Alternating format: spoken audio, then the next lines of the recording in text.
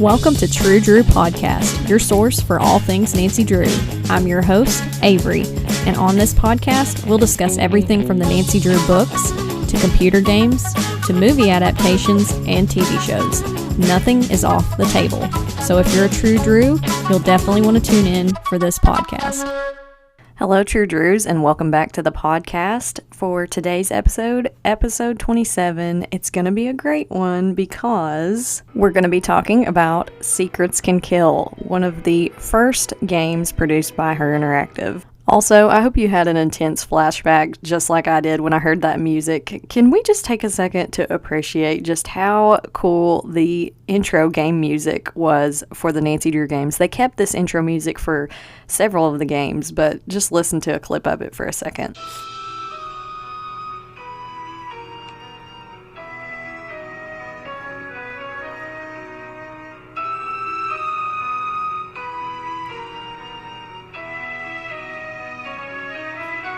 Like, does that not get you in the mood to solve a mystery? Because as a kid, I remember when I would queue up the games on the computer, it would just be like, I'm so excited to do this. But Kevin Manthe, the man who wrote this, we salute you. So for today's episode, we're going to be talking about the original Secrets Can Kill game, which came out in 1998, and the remastered computer game, which came out in 2010, 12 years later. And there are some big fans of the original or remastered, or some people, people have their favorites and people have their grievances on either one, but these are such iconic games. Also, in the Nancy Drew Files series, which we haven't got to and covered yet on this podcast, there is a book version of Secrets Can Kill, and there are some similarities from what I remember. It's been a while since I've read it. To the game, but I cannot wait till we get to the files. That will be much later in the podcast, but just in case you were wondering, there is a book counterpart to this game. And it looks like, according to my notes, that book came out in 1986. So yeah, Nancy on the cover is like full, like big teased hairsprayed hair, acid wash jeans, she's rocking the 80s style. So first off, here are a few quick facts about the game. The original was 2D, and if you've ever played a computer game from the 90s, you know exactly what I'm talking about. It's very cartoon, it's very, the graphics are not great, but isn't that part of what makes them great? It's just so nostalgic to me to play those older games. But the remastered game was in 3D, and there were 3 detective modes in the original game from 1998. They had Junior, Senior, and Master mode, and most of the Nancy Drew games now are, of course, in 3D and are only Junior or Senior Detective. Also, I just want to state for the record, I always play in Junior Detective because ain't nobody got time for some of those Sudoku puzzles and crazy things. Shadow at the Water's Edge, if you know, you know. So don't judge me, but I love these games. I think it's so cool because they are great for problem solving, and you get to really feel like you're Nancy Drew. So if you haven't ever played any of these games and you've only read the books, I highly recommend it. I actually used to have a lot of physical CDs and copies, but a few years ago, went on Steam and slowly got to downloading the games and building up my collection again, and it has been so fun to just replay them whenever I want. Now, another interesting fact about Secrets Can Kill, the game, is that it almost got a Game Boy Advance game in 2002, but that was shelved in favor of The Final Scene, which is the 5th game in the HerInteractive series. And can I just say, wow, what a twist, in history. If we hadn't gotten Final Scene, maybe we would have gotten it later, but that is a fantastic game. I cannot wait to get to that one on the podcast as well. Now, one of the biggest differences in the original game versus the remaster is that Detective Beach was an added character for the remastered game, and that's actually a reference to a fictional TV show advertisement from Stay Tuned for Danger, which is the 2nd game in the series. So I thought that was kind of cool. I did not know that. Thank you, Google. And also, wow, I'm really realizing how much HerInteractive HerInteractive has pulled from the Nancy Drew files specifically because Secrets Can Kill, Stay Tuned for Danger, and the final scene are all files books, so I'm so excited to get to read those. Now, whether you've played the Nancy Drew games or not, there are phone contacts in these games that you can call to get hints and kind of just help progress the game a little bit. But Bess, George, and Ned were phone contacts in the original Secrets Can Kill, but only Ned is a phone contact in the remastered. So now we're going to go ahead and jump into some of the characters from this game. There is Hal Tanaka. He is a Japanese foreign exchange student who is going to Paseo Del Mar High, which is where this murder mystery is taking place. There's Connie Watson, and we find out more about her later in the game, but she's a hall monitor in the remastered version, and in the original, she's just, all up in everybody's business, I guess. And there's Hulk Sanchez, who is like the star football player of the high school, Daryl Gray, who also works at the diner, Maxine's Diner, and he's oddly hitting on Nancy all the time, and Jake Rogers, who is the murder victim. And I should probably go ahead and get this out of the way right now, but if you don't want this game spoiled for you, you should probably stop listening right about now, because I'm going to discuss a lot of aspects of the game that might ruin it if you haven't played it, but if you don't care about that, feel free to listen ahead.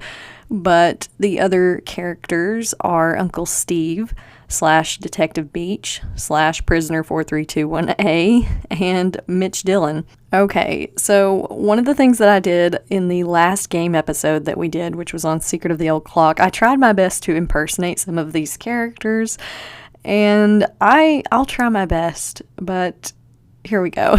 So first up is Hal Tanaka. Oh, it's you, Nancy.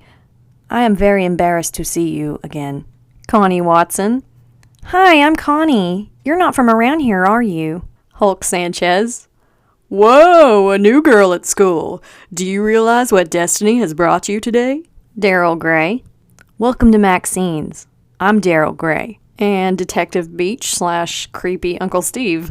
Well, Nancy, usually my undercover assignments aren't so suburban. Let's leave it to the professionals. So here are some of the voice actors for Secrets Can Kill. I've got the original and I've got the remastered. So, of course, Lonnie Manella did the voice of Nancy in both the original and the remastered, which is crazy because there's 12 years in between. And she just stood the test of time as Nancy. And for Hulk Sanchez, we have some guy named Rick Calvert who voiced him in the original, and Daniel Guttenberg in the remastered. And the voice of Daryl Gray was provided by Bill Corkery in the original, and Ulrich Dial in the remastered. I'm probably messing these names up so badly. And Connie Watson was voiced by Donna Rowry in the original and Brenda Joyner in the remaster. And Hal Tanaka was voiced by John Trong in the original, and I believe they kept his voice for the remaster because it's very similar. And Mitch Dillon was voiced by Simon Chul, and Jake Rogers by Alex Yop. So Jake Rogers, who was the murder victim, we only hear his voice in the remaster, not in the original. So now, without further ado, I will read a little game synopsis. Nancy goes to visit her Aunt Eloise in Florida and investigate the murder of Jake Rogers at Paseo Del Mar High School. She encounters Detective Beach, a cop, at Maxine's Diner, and they partner up to solve the case. The suspects are Hal Tanaka, honor roll and foreign exchange student from Japan, Hector Hulk Sanchez, star quarterback, Connie Watson, hall monitor, and Daryl Gray, student body president and employee at Maxine's Diner. But there's more to this case than meets the eye. Jake was blackmailing these students and many others. Can you, as Nancy, solve the case? So another thing I want to jump in and talk about is the cover art for this game. We really didn't discuss it in Secret of the Old Clock, but this cover art used to scare me so much as a kid. The original was just this dark green color, and you are in a library, and you can see the eyes of someone looking through the stacks of books at you. And as a kid, I was so terrified to go in the library during the actual game because I thought for sure someone was going to come and get me. But the remastered, the cover art is very different. It shows Connie in the foreground and a bunch of students kind of in the background, which I guess are supposed to look like they're gossiping about her, and there's some crime tape and stuff. But I read online that this cover is primarily like a teal color, and that's kind of a nod to the HerInteractive forums before 2009, because if you were to get on there now, they're like a magenta kind of color. So I thought that was kind of a neat little Easter egg. And for those of you that don't know, the HerInteractive game forums, you could get on there and you could get hints for things. You could write fan fiction. It was like the place to be in the late 90s, early 2000s. I actually still have my username on there. It's like an asterisk, I think, Sapphire Sleuth or something. I think that's what it is. But yeah, I would get on there and I would just like try to help people, figure out puzzles on the games and stuff. But that was a fun place to talk about the games after you had solved them. But backing it up a little bit, and speaking of Easter eggs, but not that kind, I'd love to look at the games when I'm replaying them and find little Easter eggs to the Nancy Drew books or other games. HerInteractive is notorious for hiding these little clues everywhere, kind of like Disney hiding the hidden Mickeys in plain sight. So some of the nods to Nancy that I was able to find in the remaster of Secrets Can Kill is when you go to Aunt Eloise's, there is a book that talks about the Haunted Bridge, which is, I believe, the 15th book in the Nancy Drew series, so I thought that was cool. But if you look around in the bookshelves and different areas of Aunt Eloise's house, there is a mention of a character called Renata, and Renata is a character in Captive Curse, another game in the HerInteractive series, so I thought that was kind of cool. So this next thing is just so cool. So Arglefump, who is a popular YouTuber who does Nancy Drew walkthroughs, someone that I've called upon several times when I need hints and I can't figure out how to do a puzzle, but his picture is under September for the Students of the Month, and you can find it in the room where Connie is next to the Teacher's Lounge. And one of the coolest things that HerInteractive used to do was you could enter all these contests. Usually it was like making desserts or cookies from the games, or doing jack-o'-lanterns or art projects, like all kinds of things. And you would get your picture put in the game at some point in a book or somewhere. And that is so cool. Like, it's so funny to look back and be like, I wonder how old these kids are now. But that was just a neat thing that they did for their fans. Like, who wouldn't want to be immortalized in one of their favorite computer games? Like, that's so neat. But there was also a lot of fan art put into this game, and you can see it in the hallways as you're walking around Paseo Del Mar High. And there's also, I'm pretty sure, another nod to the HerInteractive game forums, because there is it's C Wordy C Nan. It's a sign in the game, and I'm pretty sure that was a moderator on the game forums. Like, that name is so familiar to me. And another little Easter egg is that Jake Rogers says he's going to live it up on a beach after getting money from blackmailing people in this game.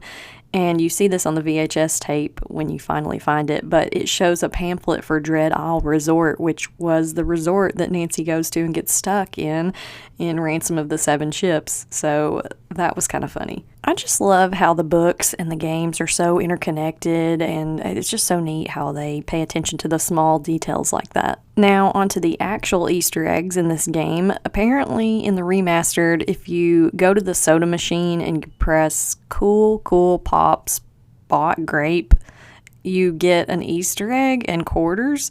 So a lot of the times in the Nancy Drew games, there's actual Easter eggs, and they can help you do other puzzles later down the road, or sometimes it's just random and it's fun and it has nothing to do with the game itself.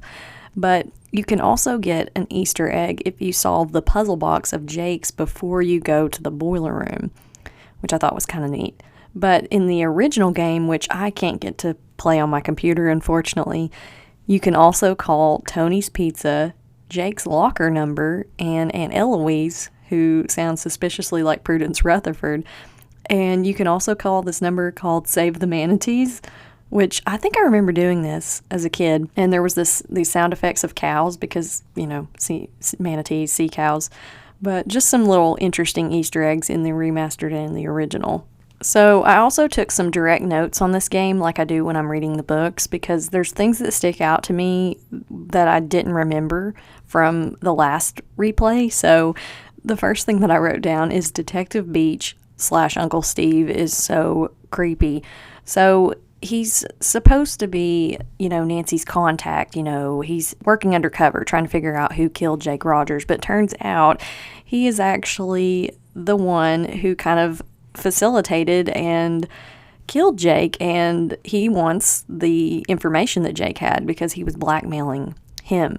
It's so creepy. It's one of those tropes where the person that's helping you, quote unquote, becomes the villain, and you don't know it till the very end, and it just gives me chills. He also looks like a sexual predator, so there is that. But anyway, so I said ditto on Daryl Gray. He looks almost as much like a caveman as Joe Hardy in Creature of Kapu Cave. So if you've ever played Creature of Kapu Cave, you know what I'm talking about. But the graphics were not very kind to the Hardy Boys, and especially to Daryl Gray in this game. Like, honestly, his 2D rendering in the original was way more kind to him than the remaster. But Daryl is always, hitting on Nancy, and it's super uncomfortable. The next note that I took down is the food on Maxine's diner menu is very interesting. So just to cite a few things, there's broccoli surprise, oxtail, and the garbage disposal, whatever that is. I just assume that it's a bunch of stuff they just throw in a blender, and they're just like, here you go. Also, when Nancy calls Ned, he puts on this ridiculous accent. I don't know if he's supposed to be Swedish, but it's pretty funny. And my next note says Connie competes in the men's judo tournament, and she wipes the floor with them, which I thought was hilarious. She was actually I don't know, I guess they didn't really have a women's judo tournament, but she just entered, and so that is part of the reason why Jake was blackmailing her. And the next thing I wrote down is ladles are so important, y'all, because in the original, you use it to stop the boiler room from exploding, but it's kind of useless in the remastered, or at least to my knowledge it is. But yeah, you could just ruin your whole game if you didn't pick up this ladle from Maxine's Diner. Also, speaking of diners, I love diners like Maxine's in real life. There's a few in my hometown that I love to go to because the menus are always huge. There's so many things on there, and I love the atmosphere, just the old jukeboxes and the checkered tile, and that's probably one of my favorite places in this game. And the next thing that I wrote down, the fact that Aunt Eloise has some elaborate, stripper cage that comes out of the ceiling to protect her safe is just crazy. But it does come in handy at the end of this game, because I said this is also the only Nancy Drew game you'll see a villain with a gun. So Uncle Steve / Detective Beach comes in and confronts Nancy when she finds the evidence of Jake's blackmailing, and he wants it because it incriminates him. And so basically you have to trick him, and he'll put in the wrong code for the safe, and this cage just descends down on him, and it's just so funny. I'm like, how elaborate is that to have in your house?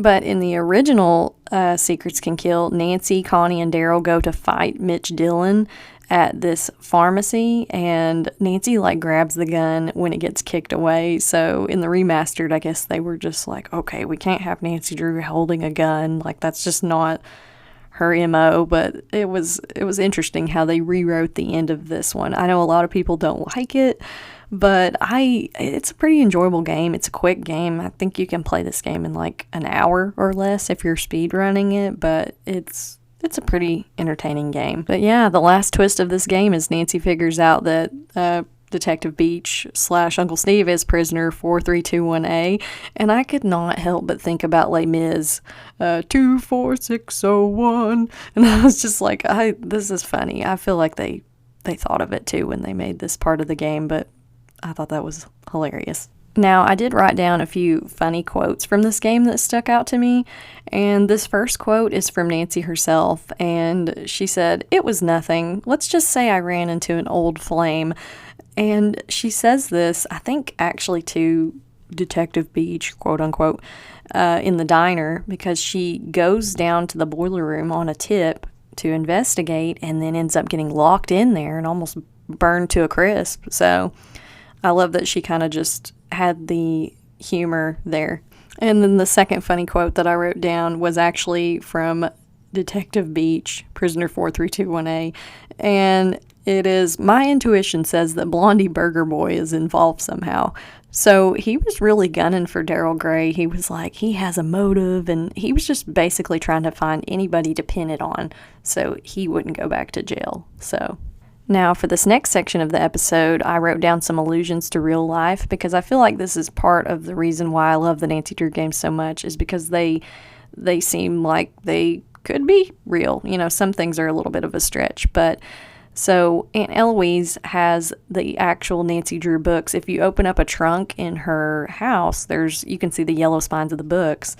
And there's also a picture of Nancy's Roadster, and there's a picture of the sign of the Twisted Candles at the school, and actually Whispering Statue. There's several allusions to the Nancy Drew books around the campus of Paseo del Mar High. Now, this next allusion kind of has to do with Back to the Future. If there's anybody out there that likes the Back to the Future movies, they're some of my favorites. But there is an Enchantment Under the Stars dance that's being promoted in the hallways of the high school. And I was like, that has to be a nod to the Enchantment Under the Sea dance from Back to the Future. You can't tell me that it's not. There's also quite a few Just Say No posters around Paseo del Mar High, and that really reminded me of DARE and the drug education that was so big in the 90s, because you couldn't go anywhere to any elementary, middle, or high school back in that time and not see those posters. Now, I also like to take down some notes on some of the best puzzles and the worst puzzles, in my own opinion. But I thought that the best puzzle in the remaster or the original, I really liked the phone number puzzles on how to figure out how to get into Jake's locker, the boiler room puzzle. Those were all really fun. That's like a braille puzzle, so you gotta go to the library for that. But the worst one, I really didn't like the Greek symbols. That was just one that wasn't one of my favorite puzzles. So another one of my favorite things when it comes to the Nancy Drew games is the music. It really helps set the atmosphere of where you are in the games, and Secrets Can Kill has some pretty iconic tracks. I'm going to play a few for you right now.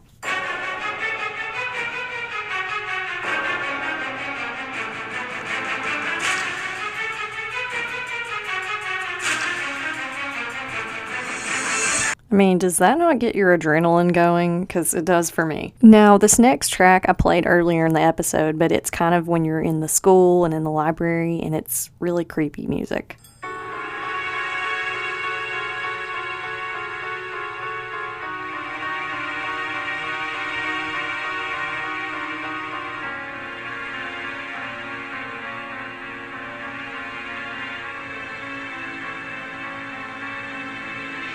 Whenever I heard this music, I thought somebody was following me or watching me one.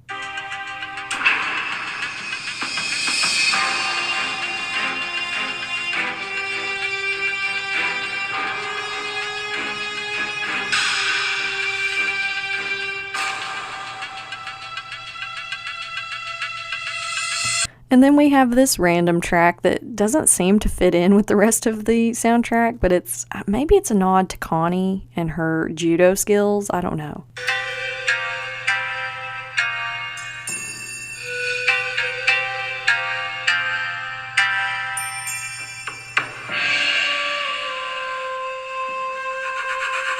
Now, this next track is so 80s and like early 90s, but it's a pretty bumpin' one.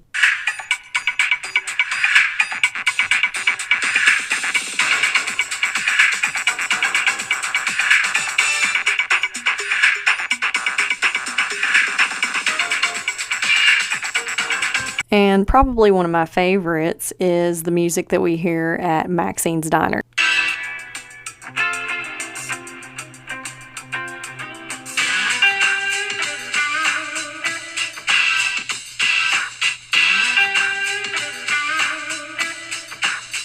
But my favorite, my ultimate favorite track from the entire Secrets Can Kill soundtrack, I bet you know which one it is, but this is only the instrumental version. There is a rap version out there somewhere on the internet, and actually, I believe Arglefump found it, but it's the lyrics are hilarious. So if you want a good laugh, you should look them up. But here is the instrumental version of that rap.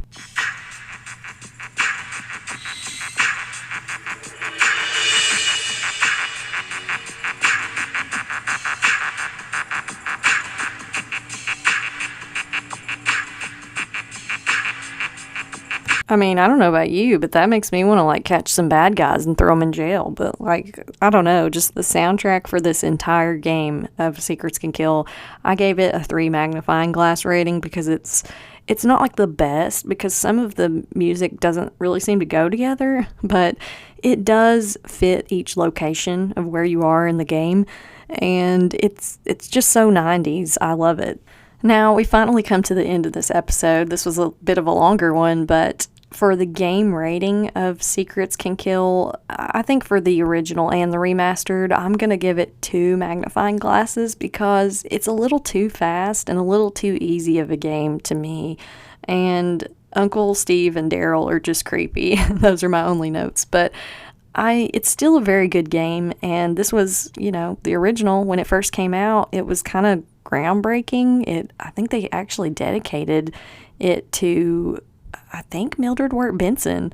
But it's so neat that, we have these games where we can actually become Nancy. It's fun. And I did have a huge caveat. I said, while it is an easier game, I said I do love the atmospheres and the fact that we're solving a murder, because we only get to do that one other time in the game franchise. And also, they really raise the stakes with blackmailing and steroid usage and guns, and there's a lot going on. It really feels very much like, the book that it's based on, the Nancy Drew Files. I've heard from several people that those books take it to the next level, so I cannot wait to discuss those later on in the podcast too. So yeah, that concludes today's episode on the original versus the remastered of Secrets Can Kill. I hope you guys enjoyed this episode, and next week we're going to be talking about the Clue of the Old album, and I'll play us out with this iconic track from Secrets Can Kill.